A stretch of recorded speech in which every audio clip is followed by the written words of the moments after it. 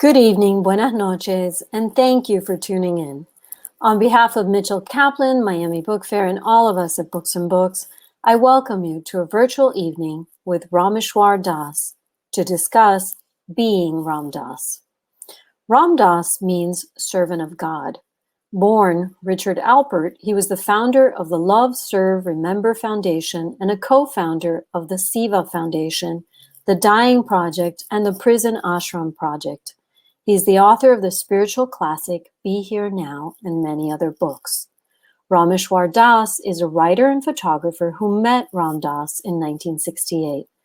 Ramesh collaborated with Ramdas on many projects, most recently as co-author of Be Love Now and Polishing the Mirror.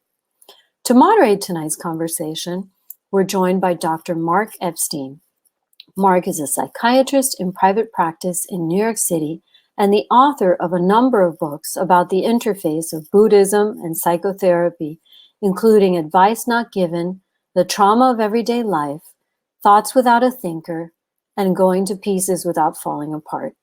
He received his undergraduate and medical degrees from Harvard University. Throughout this evening's broadcast, you're invited to ask questions by clicking the Ask a Question button at the bottom of the screen, and you can order your copy of Being Ramdas from Books and Books below by pressing the green button. We appreciate each and every order and the generous donations from viewers everywhere. And now, without further ado, I'd like to welcome our guests to the virtual stage. Hello. Hi. Hello, welcome. Hey, Ramesh, nice Glad to be you. virtually here. Me too. Rameshwadas. Well, we neglected to hear about your very long relationship with Ramdas over the years too, and also having been well, you knew coming him, through his alma mater. You knew him since 1968. I'm interested to hear. I met him first at Naropa Institute in the summer of 1974. Oh, you were at that course? I was at that course. Wow. I was there that whole summer. I met him there when I was 20 years old. Mm-hmm. But I had been at Harvard already. And I had already had as a professor, David McClellan, who's a character in the book. Who was very close to Ramdas, hired him at Harvard and then had to fire him at Harvard, but stayed close to him. So then I discovered after meeting Ramdas that my professor was close to him, and all these worlds came together. So we can talk about my history if we have any time, but I want to say to start with this book. This book, you can see it, right? You all know the book. That's why you're here. This book totally blew me away. I thought, I was glad Ramdas was writing a book at the end. I was interested in what he might say, given the chance to write an autobiography. But he never loved writing.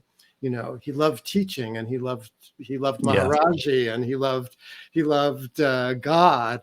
But he really didn't love writing.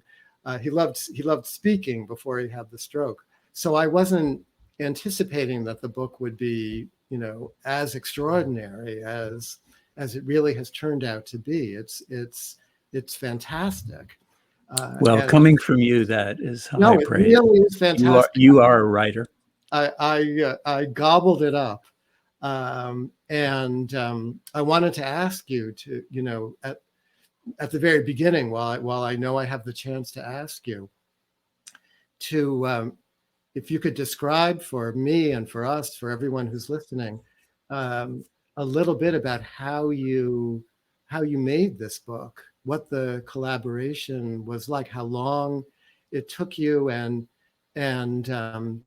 for those of you who haven't read the book yet, the first half of the book is really about Richard Alpert's young life and his self-loathing, his homosexuality, his family of origin, his becoming a psychologist, all things that I knew a little bit about, but not much about. But it's written so compellingly, And what I've been saying to people is, with no shtick, you know, Ramdas, when he would lecture, when he would speak, when he would entertain, there was always a bit of shtick to it, you know? Yeah. But the book doesn't have that. It's real. It's coming like from the place that Ramdas got to in those last years of his life, where he was so open and beautiful and amazing to be around. But the whole, even him telling his own story, there's that feeling is coming through. So enough about that for me. But could you talk a little bit about the writing of the book, Ramesh, before we get into it? At first it was pretty much a 10-year project. Yeah. And I really talked him into doing it because he didn't particularly want to do it, as you expressed. And of course, his real constant teaching was about living in the present moment. So writing about his history was not, terribly high on his list. And he had done things like, burned some of his papers along the way and, really let go of his past. But we kind of developed this idea of looking at his life through Maharaji's eyes, through the eyes of the guru, from that soul place of kind of witnessing. And he finally bid on that one. Uh-huh. And we started working on it, and we had such fun working together. And for me, it was like, just a marvelous excuse to just hang out with him. So I probably stretched it out a bit. I don't know. I was going back and forth to Hawaii from the East Coast, 3 or 4 times a year, and spending time with him. And we worked on Skype and on the phone. And we went through some tough stuff in the process too. I remember one time we were, this was while he was still somewhat mobile and could transfer from his wheelchair to the other chair that he sat in, that was kind of his, lazy boy recliner that he spent a lot of time in. And there was one time when we were working from a book about Ramakrishna and his disciples. And he said, hold on a minute, I'll get my copy. And he didn't come back for a while. We were on the phone together. I couldn't see him. And at some point, about a couple minutes later, he said, I'm on the floor. And he had fallen. And there was nobody there. And I'm in New York, trying to figure out what could be done. And this woman was a musician, a cello player, as it turned out, which Ramdas had been also, was driving by, and she got this sort of message in her head to go see Ramdas. And she went to the house, and somehow she got in and found him and got him up on the bed and got help. Really? And it turned out he had broken his hip. No, really. So, there were some pretty intense times. Wow. But the process of working together was really, kind of intricate, and it was very collaborative, because I would ask him questions and write stuff down and then read it back to him, and he would tell me what he thought about it. And he was very clear about what he wanted to say. But one of the reasons that he didn't want to do an autobiography or a memoir was that he did not want to hurt anyone's feelings. And he did, as you probably remember, have kind of a wicked sense of humor at times. Yeah.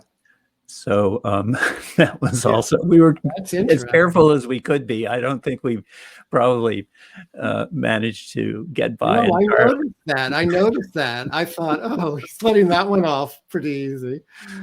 But for people who don't know, probably most people know, but some number of years ago, you probably know the exact year, Ramesh, Ramdas had a stroke. So 97. 97. Yeah. So, and it was, a conventional stroke where it took a lot of his speech away and paralyzed him on one side of the body. Hence, he ended up in the wheelchair. But he had like a golden tongue before, he was like an entertainer, a stand-up comic almost, but on a spiritual level. And then the stroke robbed him of that ability. So it was kind of cosmic karma at that. It put him into a different, he couldn't rely on his entertainment, on his being an entertainer anymore. He had to go somewhere else. But his thinking was all clear, but he had trouble finding the words. So this process of collaborating, this is what I wanted to ask you about. Like, the level of detail is so strong in the book. Did you take notes, or did you record when he talked, or what? Well, I think I started out recording and transcribing, and then his speech was slow enough that I could actually type along with him, and I stopped doing that. I just was, typing into the manuscript and sitting with a laptop with him, and we spent a lot of hours at it. We were, sitting up in his room, and he'd be looking out over the ocean. Yeah, I went to that room. And did you start? Did you start at the beginning of his life, and did you do it chronologically, or what? Yeah, I mean, we started to. Let's see. I'm going to pop one up of him and his youth. Good. Yeah, Ramesh was a great photographer, so he didn't take this. These aren't mine, but I know. You're going to show some of yours. His father was a great photographer, also. Really? There was a great collection of family photos that Ramdas' niece, Kathy Alpert, has preserved. Really? And so she digitized or, sent us a lot that we could use for that. And there's some wonderful family shots. I think there's a good one of his, him with his brothers. Let's see if I can find that. The youngest of three brothers, right? Yeah. Here, this is fun. Sort of overweight and. This is later on. This is later. Oh yeah. Well, that's him with the cigar. That's him on the left, right? Yeah. His dad was a cigar smoker. That's Ramdas on the left, and his two brothers were quite a bit older than he was. So he was the youngest in the family, and I didn't know Richard Alpert at all. I met Ramdas. You met Ramdas. When did you meet him? In '68. What were the circumstances? Well, I was in college at Wesleyan in Connecticut. Yeah. Where I learned years later he had actually done his master's degree in psychology under David McClellan, who was teaching at Wesleyan at that time. And the McClellans took him into their family, essentially. And both of them, both David and Mary, were great mentors for him. So you were a college student? You were like a freshman or a sophomore or something? Yeah, I think I was a sophomore, or maybe even a late sophomore or a junior at that point. And Ramdas he gave a talk. He'd been invited to speak because a couple of his students were by then teaching psychology at Wesleyan. And he got the invitation at the ashram in the hills in India. Really? So it was the first talk he gave when he came back to the States. And he I'm expecting the part of the Leary and Alpert cohort, and Better Living Through Modern Chemistry. Because you were interested in that already? I was. And done some experimentation along the way. Right. not to the extent that he did by any means. Right. Well, you But were younger. Yeah. yeah. So instead of the dapper former Harvard professor, Mm-hmm.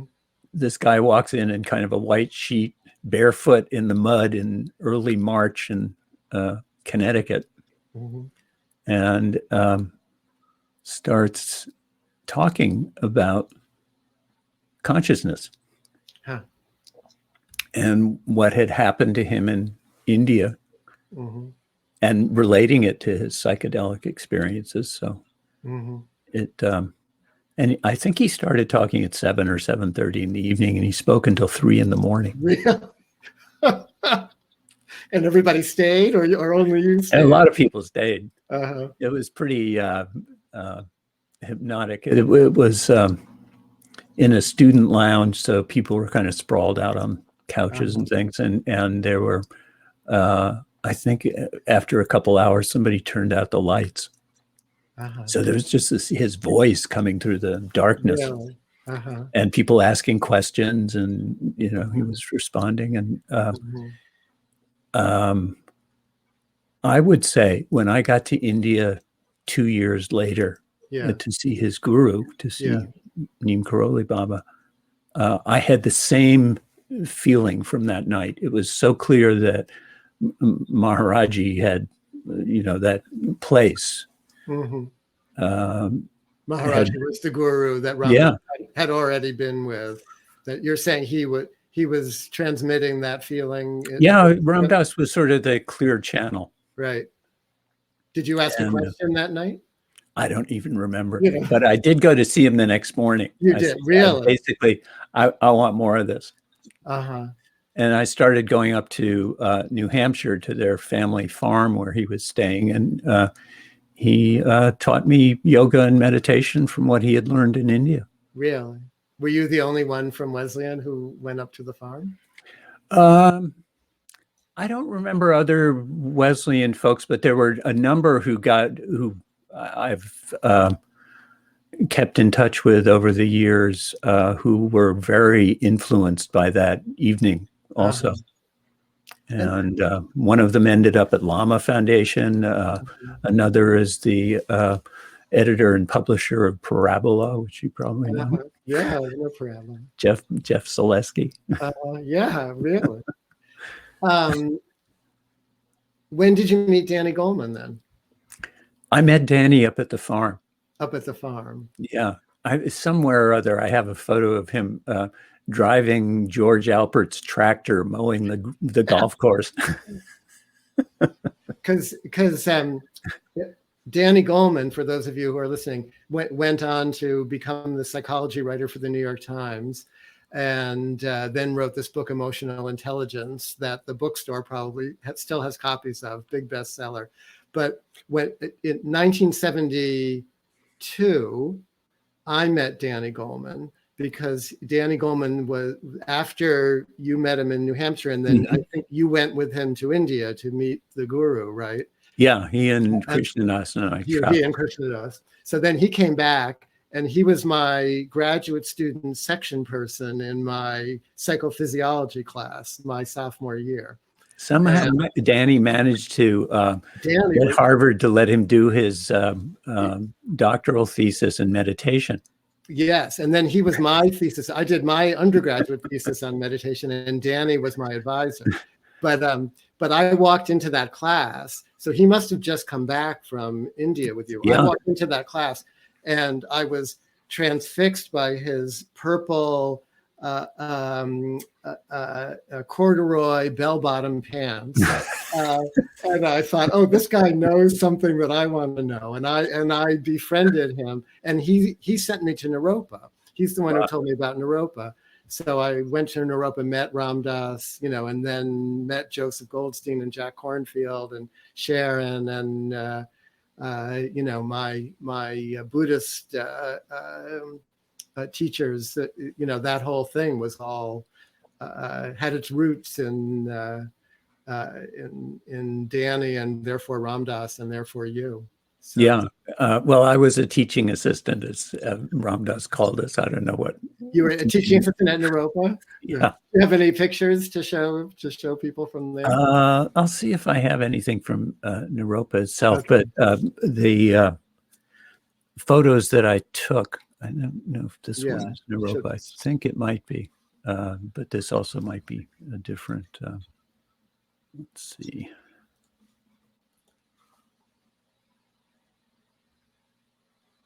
I think that might be that's Naropa. Naropa. Yeah. That's Naropa. I scoured that picture looking for myself, but I couldn't find myself. But you can see, I don't know see how young everybody is. Yeah. Like there's where Ramdas is like 40 something there, I think. 43. Yeah, and maybe. there's KK in the front there. Is that? Oh, really? Oh, Yeah. wow. Huh. Yeah, just look how young I remember driving out to Boulder and stopping at the rest stations like in Kansas or something, and the bathrooms were filled with people going to Naropa. You know, like it was like going to Woodstock, but a few years later, 6 years later. So that a bunch of my photos are in that Paths to God book that Ramdas that became a book out of the lectures that Ramdas did at Naropa. Yeah, I have that. He really worked on that because he was so competitive with Trungpa.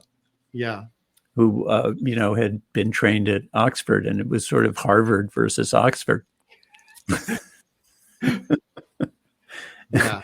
And I have not been able to find any of the tapes of the lectures when they lectured together. The two of them would be up on stage, and Trungpa, of course, had a picture of what looked like water, but was either sake or vodka. Yeah. And he would get completely sloshed, and he would give these pellucid talks on Buddhist doctrine. And Ramdas is, talking about the Bhakti tradition. So it was kind of one of those first real mixes of Buddhism and Bhakti that I think was so rich. Very important for me listening. And Trungpa he was a little mean to Ramdas. No, he was. It was the power. It might have been the liquor, but also his. He was busy getting all his followers to cut their hair and wear jackets and ties and join the Boulder Buddhist Businessmen's Association. That's what was happening in those years. And the people around Ramdas filled the stage. I guess you were one of the teaching assistants. Yeah. It was all. I walked in, and it was like hippies dressed in India garb. It was like seeing the Beatles, with it was kind of Woodstock like. With the Maharishi and playing Indian music and chanting. It was so beautiful. It was fun. It was so beautiful. I think Ramdas had more students than Trungpa. And he had Joseph Goldstein as his teaching assistant, teaching Vipassana. I mean, he really. Aunt Sharon was camping in Joseph's living room. Yeah, it was amazing. And Jack was the meditation teacher that Trungpa had hired. Yes, that's right. So that was the early beginning of that triumvirate. All of their courses. Yeah. So can you say a little bit, Ramesh, about your time with Neem Karoli Baba? Can you talk about? I know that's hard to talk about, but since I never met him, I only felt the ripples, of the vibrations that he gave off. But you were really there. I don't know if I was really there. It seems like a kind of magical reality at this point. That is Neem Karoli Baba. Oh, that's a nice picture. Did you take that? Yeah, I didn't take that one. That was there was a guy named Balaram who was the really good photographer and took some of the best photos of Maharaji.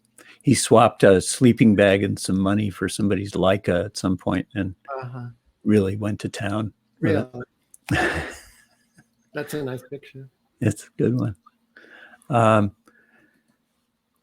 The first thing I felt was just that sense of coming home, when I got there. And it was surprising because India was, I really didn't have that much interest in India, but after meeting Ramdas, I really wanted to meet Maharaji. And when Ramdas left India, he was, Maharaji said, "Don't talk about me."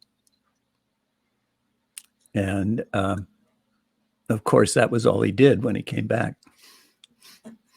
And Maharaji was located at this little temple up in the hills, and Ramdas didn't really, say much about him.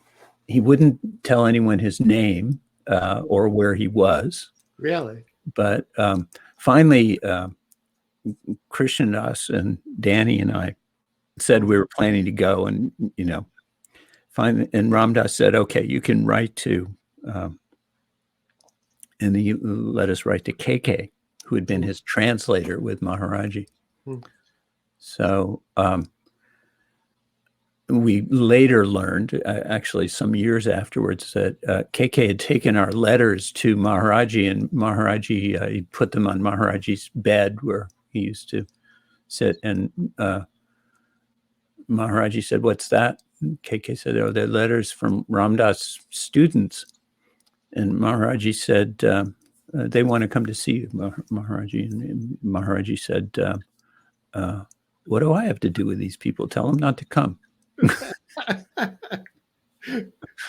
And KK, who was in the process of feeding Maharaji an apple, slicing it up, and he didn't have too many teeth at that point, and and he stops feeding Maharaji the apple and puts his head down and won't talk. And finally, Maharaji notices, and that he's not getting any more apple. And he said, "What's the matter?" And KK said, "Maharaji, they're Ramdas students. I can't just tell them not to come." And this goes on back and forth for some time. And finally, Maharaji says, "Okay, tell them whatever you want." We got a very carefully worded letter back saying, "Maharaji doesn't encourage anybody to come, but his doors are always open. And if you should find yourself in Nainital," and this is the little temple that we went to up in the hills at about 7,000 feet in the Himalayas. Really? It's a little spot. And this was where Ramdas spent his first 6 months in India, learning yoga. And at the Did temple. you go straight there? The three of you went straight there? Well, pretty much. We actually met Swami Muktananda, who was on his way west, and we were going the other direction. And we met him in London, and because we had been told about him by a woman in New York who you probably ran into, Hilda Charlton. Oh, sure. Yeah. Yeah. So we were spending time with him in London, and he was really, very welcoming and gave us initiations, and everybody's, bouncing around the room with Shaktipat. It was pretty impressive. So we went to stay at his ashram, and we landed in Bombay after our how many hours of flight, after a 9-hour layover in Cairo on United Arab Airlines or something.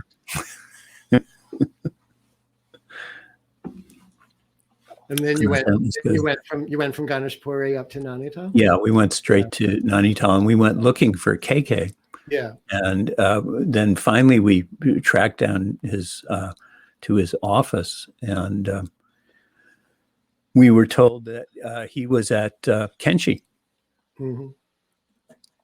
And finally we found a way to get there. We found a taxi to Kenshi, and we got there directly.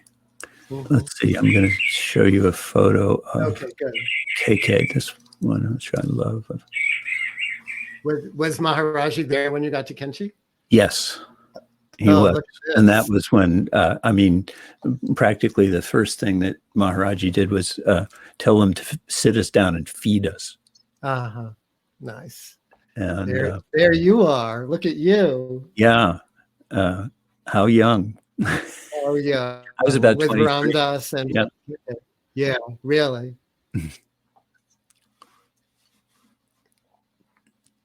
KK was really lovely, though. He died just a month after Ramdas.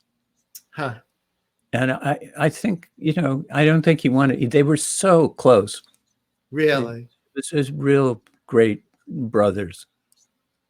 Yeah, my son read the whole book already. My son, who's 30, and his favorite character in the book was KK. He wanted to know more.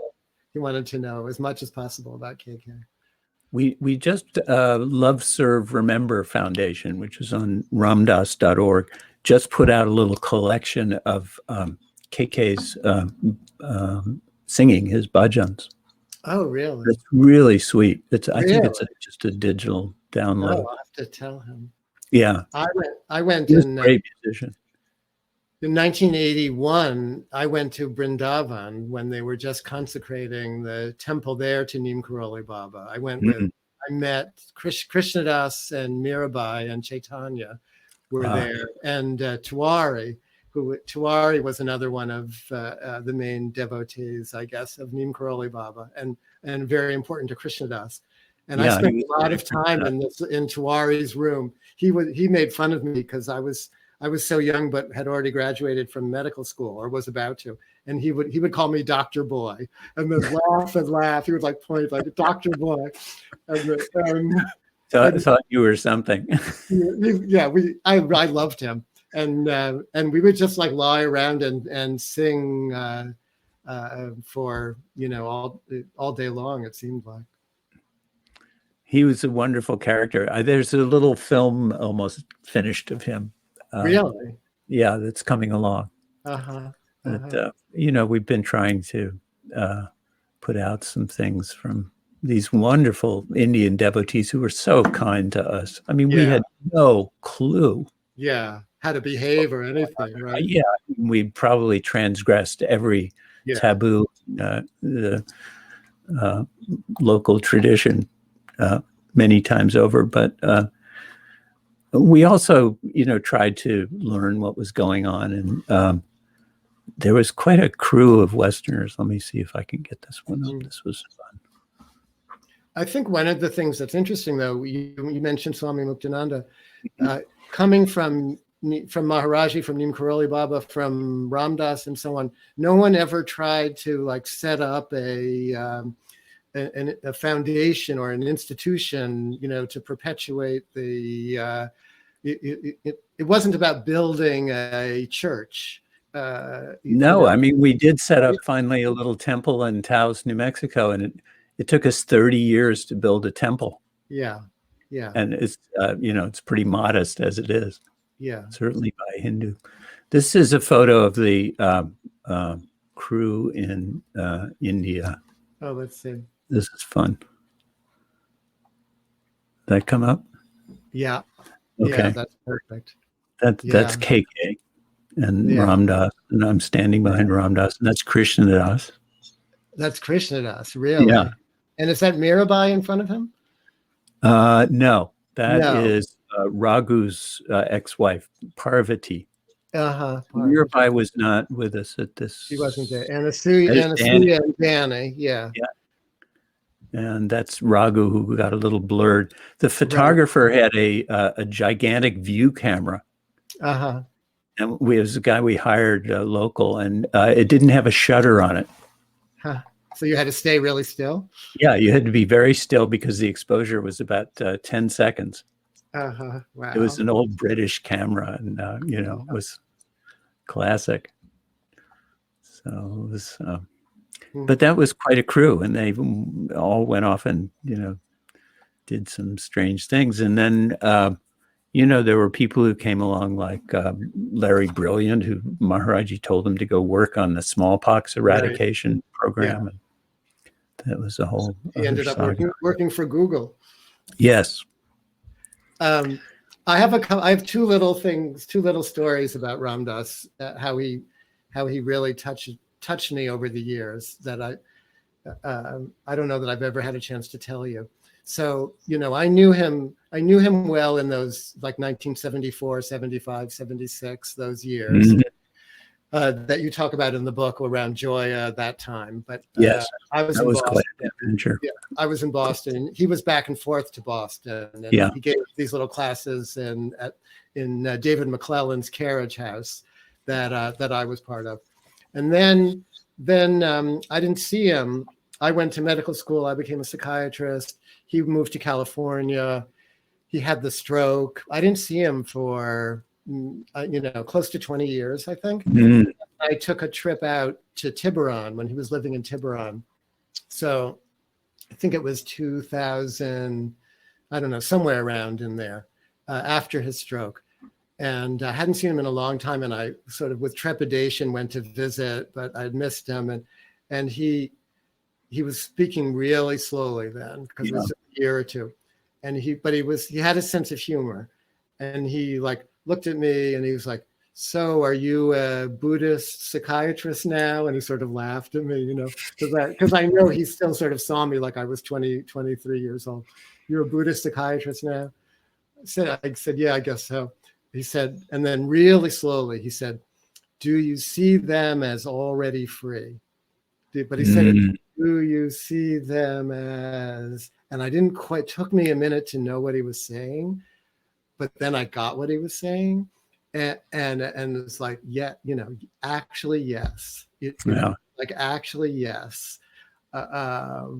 But he could articulate, even post-stroke, he could articulate it for me, like in a way that I could never have articulated. So that has always stayed with me. And I think it was Wavy Gravy who said he went from being the master of the one-liner to the master of the ocean liner. Yeah, that's it was slow. Yeah. Then I didn't see him again for another 20 years, I think. Because he ended up moving to Hawaii, and I was working in New York. And Jack Kornfield, my friend, and also Ramdas's friend, Jack Kornfield called me up and said, "You have to go to Maui to see Ramdas. Like, it's really extraordinary where he's actually become the person he always wanted to be, And again, I was sort of shy, like, go there, stay with him. Is that what? And Jack was like, "Yeah, just like send an email to the woman who's taking care of him, Dasima, and there's a guest room." So I sent an email, and right away, "Yeah, sure, come." So I flew direct, to Honolulu, and then went to Maui and stayed with him for 3 nights, I think, 2 or 3 nights. And it was amazing to be with him. He was just so open, and there were all these younger boys, young men taking care of him, and he was just pouring like good vibrations out to them and never complaining, although clearly everything was so, never complaining. And we did that thing, we went swimming with him and everything. Yeah, exactly. And on the beach. On the way there, driving in the van to get there, they were playing a tape of him talking, giving a lecture in like 1976 or something. So we stopped the tape, and I said to him, like, "How did you learn how to give those kind of talks? Like, did you write them out beforehand, or were you just improvising? Like, where did that come from in you?" And he said, "Oh, I was just improvising." And I said, "Well, how did you learn that?"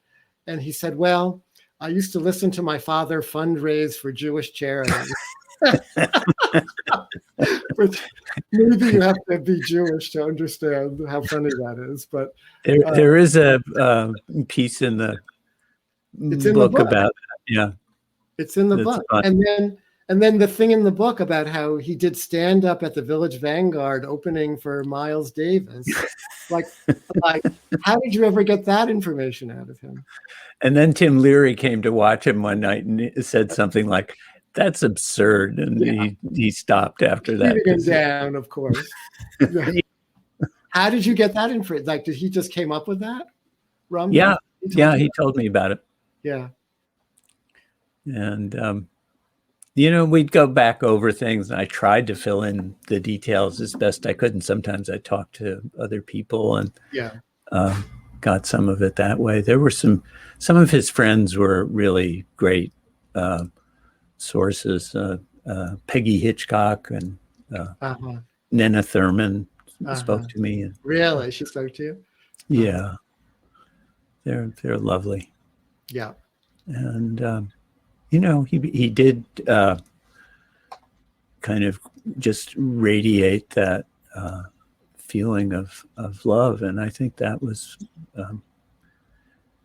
There was a funny story with Mickey Lemley, who made the film called Fierce Grace about his recovery from the stroke, and we were out at an Indian restaurant on Maui, and having lunch after the beach, and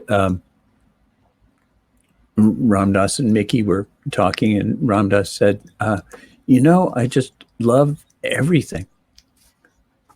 And Mickey said, you even, you love like the rug? And Ramdas said, yeah.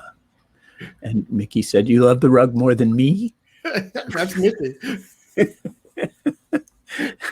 And Ramdas said something like, well, it's the same. And later, Mickey gave him a framed piece of the rug to put on his living room wall. Because he loved it so much.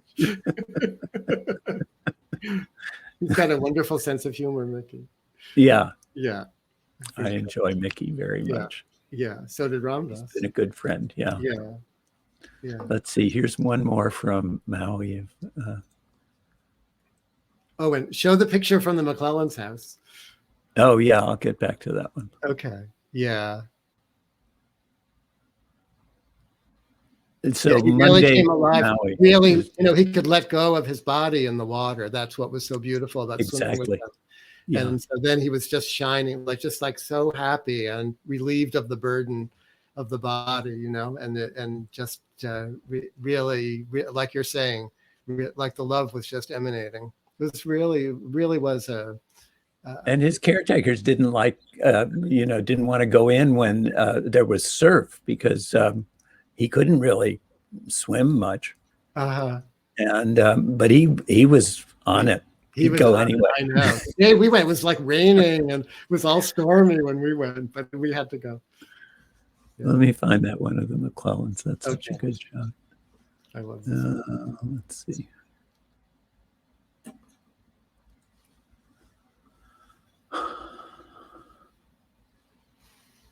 Where did it go?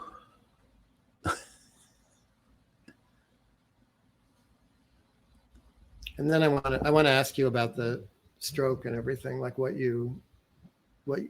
the changes that you saw happen in Ramdas, because you knew him so well.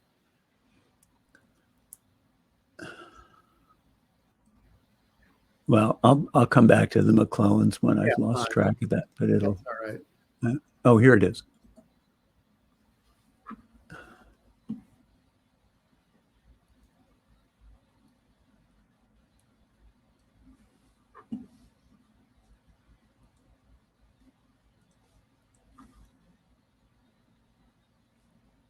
Yeah, this is in Cambridge. This is at our Harvard professor's house that he turned into a commune, basically, after hiring Ramdas, firing Ramdas.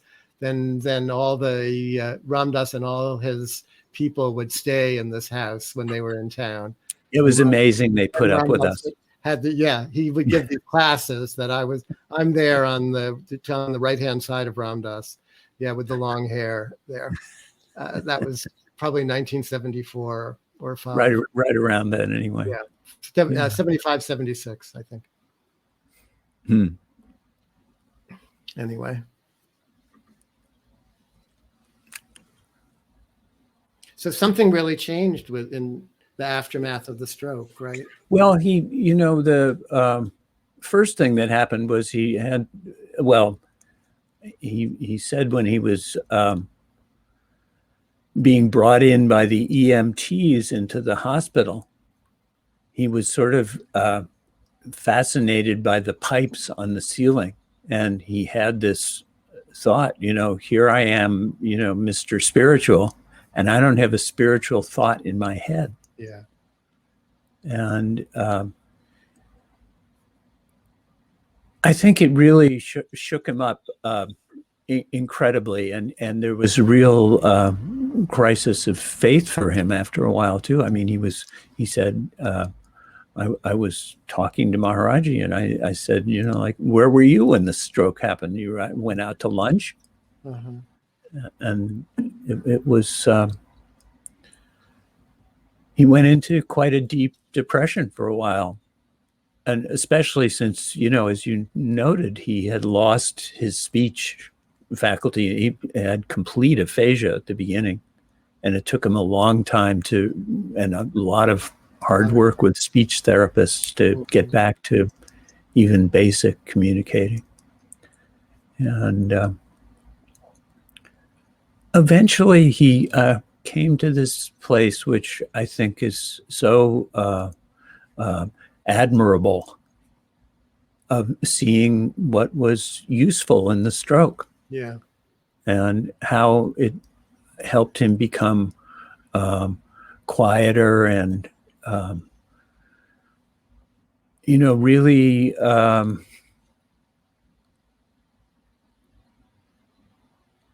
changed his way of relating both to himself and to other people. Mm-hmm.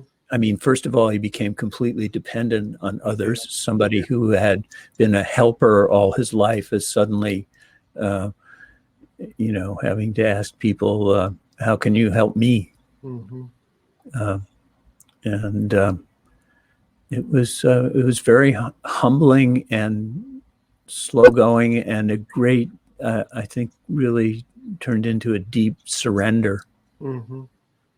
And, I think if it had been me with that kind of degree of loss of ability and the pain that went with dealing with that body for all those years, he stayed on for, 22 years after the stroke. That was amazing. I don't think I would have been able to do that. Yeah.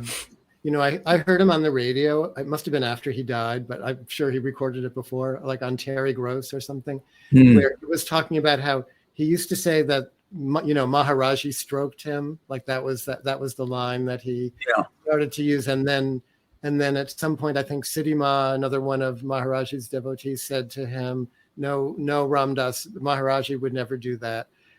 It's where Maharaji helped you was in the way that you dealt with the stroke. Yeah. There's Siddhima. Yeah, she said that was what he came to. But she said, the stroke was part of nature. It was not. Maharaji didn't give you the stroke. Yeah. He would never do that. Yeah, he would never do that. Right. I think that's helped me. Like a lot of people who have a spiritual leaning who've come to me for therapy when tragic things happen to them, and they're always worrying, like, it must be their karma, like they deserved it. What did they do to create? And that kind of, message from Siddhima, like Maharaji or God or anyone, no one would do this to you. It's just nature. That's my Buddhist background, where chaos is really, impermanence, things we can't control. Like that's such a fundamental aspect of this world that we all have to learn how to be with one way or another. And that, he worked with so many other people who were suffering, including me, because I was out there working with him when my daughter was killed. Yeah. And, he was completely present with me, and in some way helped me to not climb into my own sorrow for myself. Yeah. Losing my daughter, but rather to just confront the existential situation that was inescapable at that moment. And I don't know, well, you had his presence with you in that time. I mean, that must have been something, not that anything could take the pain away, but that he could be that present with you in that time was, I'm sure, a gift. It changed my, as you know, he had from the first time I met Yeah. him. He changed my place of seeing it from, my point of view a little bit. And Yeah. as you know, it's a subtle Yeah. thing. Yeah. Yeah. Um, Shall I open some questions up, Ramesh? yeah, let's do that. I'm going to put up one photo of the two Okay, of good. us together, which is kind of fun, but since you asked about that, but let's see.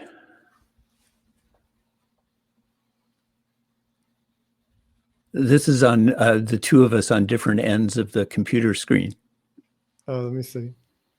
Oh, yeah, he's close to death there, no? That was not so long before, yeah. Yeah, because I have a picture of him very, very, like a day or two before. Yeah, there is a one Yeah, that someone said. photo here. This one is quite close. This was a couple days before. I quite love this one. But Yeah, that's the one. Yeah. Subek. yeah. All right. It's all one. Let's take questions. Okay.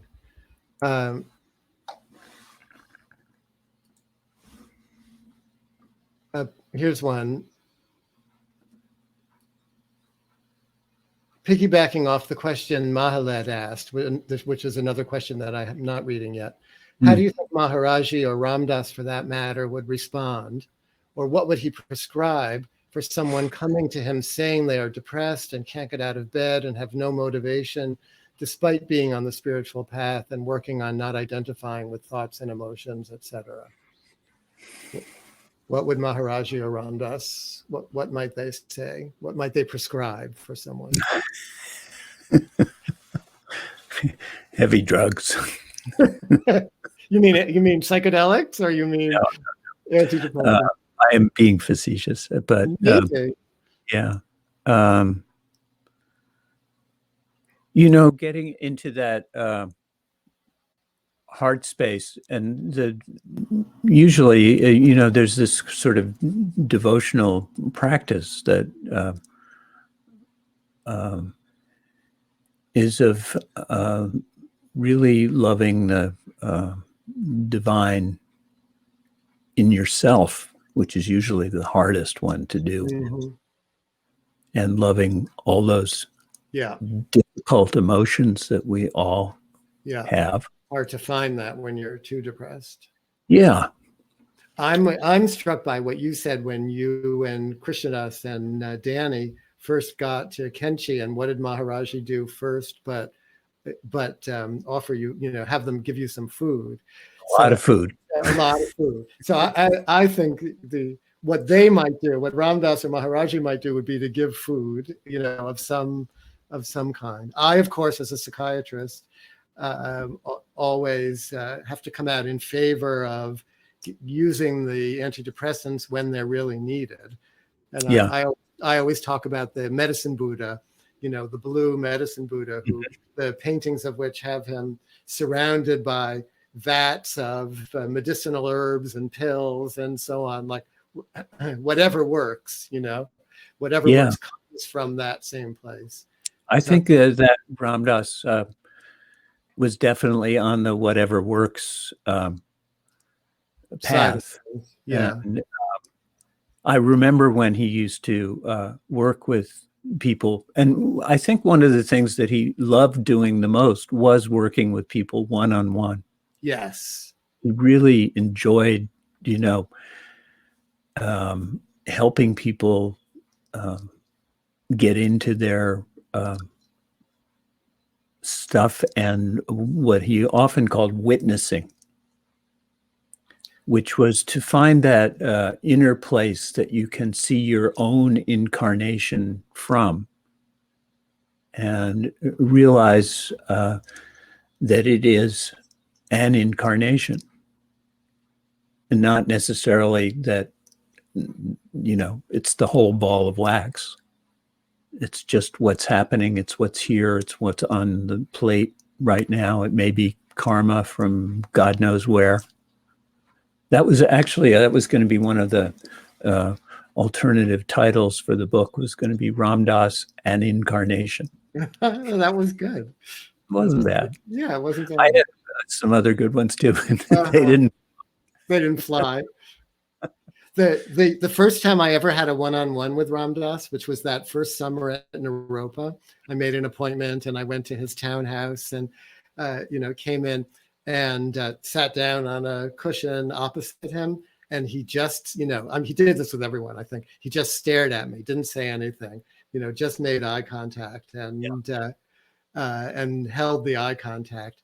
And I was like, for at least, I don't know, 10 minutes, something like that. And my whole life is flashing in front of my eyes and I'm getting nervous and all my anxieties are coming up. And, I was experiencing my incarnation. I think that was he was allowing me to experience my incarnation.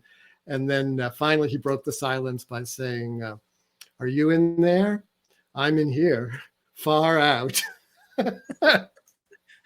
He also used to do this thing sometimes where you would sit with him and do that eye contact and, forms coming and going and different, almost multiple incarnations. And then at some point he'd say, if there's anything you don't think you can tell me, tell me. Yes. Yeah. And he would just, go deeper and deeper into whatever it was that was holding. Yeah. Well, that's where his shrink background was serving, Yeah. Therapy is all about, tell me the embarrassing thing, not what you prepared for the session. Yeah. He liked to cut to the chase that way. Yeah. And, here's another question. Mm-hmm. During moments that we experience suffering, doubt, anxiety, depression, etc., allowing the suffering to exist, being present with that feeling or accepting it is also quite painful. Time seems to slow to a crawl and the tunnel grows darker and longer. How exactly do we push past these extended periods of inner turmoil? Wow, that's heavy. I would say you don't push past. I would say that too. Pushing past, that pushing past is the opposite of being with. Pushing past is an act of will, whereas embracing what is more an act of surrender. But the letting go. I think what you were saying before about where Ramdas got to, that which witnesses the struggle, the pain, the anxiety, whatever, the depression, whatever it might be, that which sees it, feels it, knows it, is not the same as that which is suffering. So Ramdas made this distinction between ego and soul to try to point out that difference. But being able to toggle at least between those two provides some little bit of space.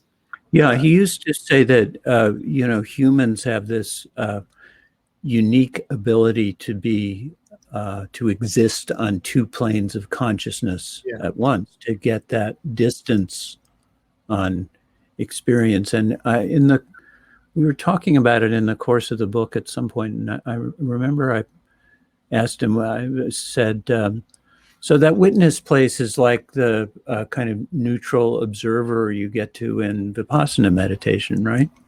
He said, no, it's from the soul. It's from the heart.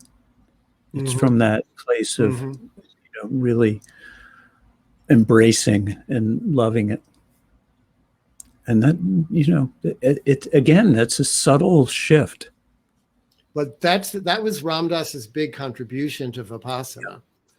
I think that whole interaction that he had with Joseph and Jack and Sharon and everything, that it's possible to teach Vipassana from a very mental, almost super rational cognitive therapy, kind of place, mindfulness. And it's possible to engage with it from the heart, where there's actually an integration. The Buddhist word for the mind encompasses both the mind and the heart. So it's I think yeah. In the tantric anatomy, the mind is not just in the brain. It circulates in a wind. It circulates between the mind and the heart. So it's really from that place that we're actually doing meditation practice. And Ramdas was always very strong. I think coming from the bhakti place, he was always very strong about like, where is that in the mindfulness teaching, And over the years, it's gradually much more gotten integrated through the work. Yeah, interesting. The retreats in Hawaii, almost always a Buddhist teacher. And Jack or Sharon and Joseph came. And, quite a few others, Bob Thurman. Thurman even came at the end because I encouraged it. Yeah. We had fun. He was great. Yeah. He's like sort of the wind-up Buddha. I know. Right. I really loved him. Yeah. And he knows what he's talking about. He is. He's precious. Yeah. But that combination of Buddhism and Bhakti. Yeah. I mean, that was Ramdas. That Ramdas really brought those worlds together for me anyway. Me too. And Maharaji sent us all off to, well, he didn't send us. We ended up studying Vipassana with Goenka in India for, he was doing these 10-day courses, and I think we did 4 of them in a row. Huh, really? And that's when Sharon and Joseph were in Bodh Gaya. Yeah. Yeah. No, it created the whole associations of next 50 years. On. So listen, I'm conscious of the time, Ramesh. I think Do we have more questions? We have a lot more questions, but no more time. Oh. We can maybe take one more question. But I just want to say to people while they're still here with us, like, if you haven't read the book already, the book is extraordinary. It really is extraordinary. It gives you really what a talk about devotion and surrender and intelligence and hard work, Ramesh.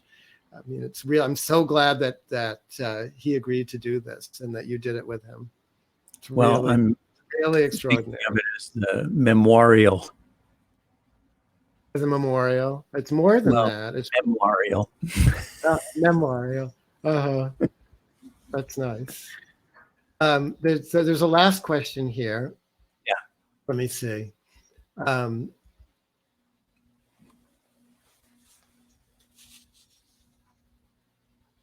What advice do you have for younger people who have only experienced Ramdas through his recorded talks and writings, and therefore only experienced Maharaji through these forms as well, and don't have access to a guru or community where they're living?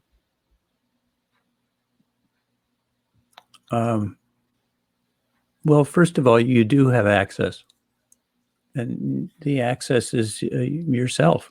Yeah, that's the right answer. Thank you.